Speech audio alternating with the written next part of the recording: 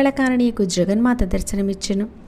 ఆమె కోటి సూర్యుల కోటి మన్మధుల సౌందర్యం కలదే.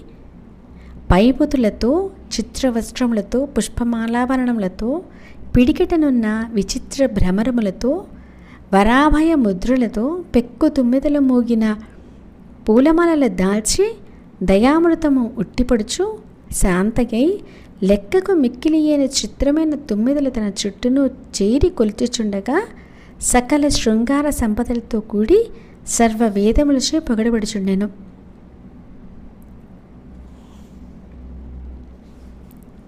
సర్వాత్మిక, సర్వమయీ, సర్వమంగళరూపిణి, సర్వజ్ఞ, సర్వజనని, సర్వేశ్వరి శివ అగు తల్లిని బ్రహ్మ మొదలగు దేవతలెల్లూ దర్శించి తమ మనస్సులు సంతోషింప శివభవాని నీట్లు స్తుతించిరి.